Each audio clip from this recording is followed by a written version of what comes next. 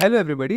5 अप्रैल 2024 को एक study release हुई है जिसने कहा है कि 70% सप्लीमेंट्स जो इंडियन मार्केट में है वो फेक हैं। उनके प्रोडक्ट्स में मिसलेबलिंग है, आपको मिसलीड किया जा रहा है। इस स्टडी से कुछ साबित हो या ना हो, बट ये चीज़ जरूर साबित हो जाती है कि कितना आसान है रिसर्च, स्टडी, ऐसे वर्ड्स को यूज करके मैनिपुलेट करना, डराना उन लोगों को जिनको शायद से लैब इन्वेस्टिगेशंस या रिसर्च मेथडोलॉजीज के बारे में एप्रोप्रिएट नॉलेज नहीं हो। अगर हम स्टडी को ध्यान से पढ़ें तो हमें ये काफ़ी एविडेंटली दिख जाएगा कि ये एक बहुत ही लो क्वालिटी स्टडी है, इसमें कुछ खास नहीं है। जिन्होंने भी ये स्टडी करी है, ये जो ऑथर्स हैं, उन्होंने प्रोटीन इन्वेस्टिगेशन के फंडामेंटल्स को ही इग्नोर कर दिया है। और इस स्टडी काफ़ी हद तक इसलिए फेमस हुई है बिकॉज एक काफ़ी फेमस ट्विटर सेलिब्रिटी है लिवर डॉग के नाम से, वो इस स्टडी के वन ऑफ द ऑथर्स हैं। आइए कुछ पॉइंट्स को अच्छे से डिस्कस करते हैं। पहला पॉइंट, इस स्टडी में पाया गया कि 36 में से 25 ऐसे ब्रांड्स हैं जो कि अपने क्लेम से कम प्रोटीन आपको दे रहे थे। इस बात में कितनी सच्चाई है? देखो, पहले हम बेसिक्स के बारे में जानते हैं। किसी भी सप्लीमेंट के अंदर, किसी भी प्रोडक्ट के अंदर अगर तुम्हें प्रोटीन का इन्वेस्टिगेशन करना है, ये एस्टिमेट करना है कितना प्रोटीन है, तो तुम उसका नाइट्रोजन कंटेंट एस्टिमेट करते हो पहले। ये है प्रिंसिपल जेल्डास मेथड का। ऐसा इसलिए है बिकॉज प्रोटीन में काफ़ी ज़्यादा नाइट्रोजन होता है, तो अगर तुम्हें नाइट्रोजन की मात्रा पता है तो तुम इससे एस्टिमेट लगा सकते हो कि कितना प्रोटीन होगा। हाउएवर, इसमें एक ड्रॉबैक है, और ड्रॉबैक ये है कि इसमें एक मार्जिन ऑफ एरर लेना पड़ता है आपको 10% का। इसका मतलब है कि अगर एक सप्लीमेंट ब्रांड कहता है कि मेरे प्रोडक्ट में 80% प्रोटीन है और आपके लैब इन्वेस्टिगेशन में सिर्फ 70% ही निकला है, तो आप इस प्रोडक्ट को मिसलीडिंग नहीं कह सकते, क्योंकि 10% मार्जिन ऑफ एरर आपको कंसिडर करना ही है। और ये सारे जो भी ऑथेंटिक लैब इन्वेस्टिगेशंस होते हैं उसमें फॉलो किया जाता है, ये एक प्रोटोकॉल है।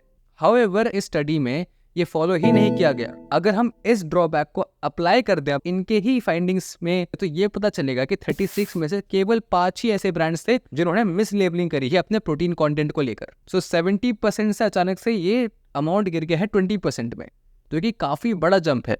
दूसरा पॉइंट ये है कि इस पेपर में बार बार हैवी मेटल्स का जिक्र किया गया है। देखो, आज के डेट में हैवी मेटल आपको हर जगह मिल जाएंगे। कोई भी चीज़ जो कि मैन्युफैक्चर होती है, जो कि प्रोसेस होती है, बाद में आपके पास आती है, उसमें हैवी मेटल्स की कंटामिनेशन होगी ही। यहाँ तक कि आपके पानी तक में हैवी मेटल्स मिलने वाले हैं। FSSAI ने गाइडलाइंस निकाली है और उसने एक रेंज मेंशन कर रखी है कि इसके ऊपर अगर उस हैवी मेटल की कंसंट्रेशन होगी तो हम उसे तब जाके कहेंगे कि वो अनसेफ है, टॉक्सिक है। तो अगर इनके ही फाइंडिंग्स के हिसाब से देखा जाए तो एक भी ऐसी सप्लीमेंट ब्रांड नहीं है जिसमें हैवी मेटल की कॉन्सेंट्रेशन उस थ्रेशोल्ड के ऊपर है। मतलब कि सारे के सारे ही सेफ्टी टेस्ट को पास करते हैं FSSAI की गाइडलाइंस के हिसाब से। हाँ, कॉपर की कॉन्सेंट्रेशन भले ही बहुत सारों में बड़ी हो, ऐसा इसलिए है बिकॉज कॉपर को इंटेंशनली ऐड किया गया है इन सप्लीमेंट्स में। देखिए, कॉपर जो है एक माइक्रो न्यूट्रिएंट है और साथ ही साथ ये कोएंजाइम की तरह काम करता है काफी सारे रिएक्शंस में आपकी बॉडी के। ये एक इंटेंशनल ऐड है, याद रखना, ये कंटामिनेशन से नहीं हुआ है। तीसरा पॉइंट होगा अमाइनो स्पाइकिंग के क्लेम्स। इन्होंने जब लैब इन्वेस्टिगेशन करी तो देखा कि कुछ ब्रांड्स में जितने क्लेम है उससे भी ज्यादा प्रोटीन पाया गया, तो एलिजिडली उन्होंने अमाइनो स्पाइकिंग करी है अपने प्रोटीन सप्लीमेंट के साथ। ये कहना है इन स्टडी के वन ऑफ द ऑथर्स का। बट अगेन यहाँ पर बात आती है मार्जिन ऑफ एरर की। जो 10% का मार्जिन ऑफ एरर था उसे कंसिडर किया ही नहीं गया। अगर उसे कंसिडर करोगे तो बस एक ही ऐसा सप्लीमेंट निकलेगा जिसको आप सस्पेक्ट कर सकते हो कि शायद इसमें अमाइनो स्पाइकिंग है।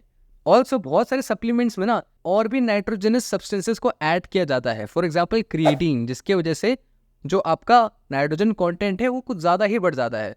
तो अमाइनो स्पाइकिंग को अगर आपको कंफर्म करना है तो इसकी अमाइनो एसिड प्रोफाइलिंग करवाइए। चौथे पॉइंट पे बात करेंगे हम पेस्टिसाइड्स की। हैवी मेटल्स की तरह इन्होंने पेस्टिसाइड्स को भी बार बार मेंशन किया है अपने स्टडी में, और आखिर में लिखता है कि ट्रेस अमाउंट से पाए गए हैं। अगर आप ध्यान से इनके ही फाइंडिंग्स को पढ़े तो पता चलेगा कि 36 में से सिर्फ 3 ही ऐसे सप्लीमेंट्स थे जिनमें पेस्टिसाइड्स पाए गए हैं, और उनका भी कॉन्सेंट्रेशन काफ़ी ट्रेस अमाउंट में था, काफ़ी नेग्लिजिबल है।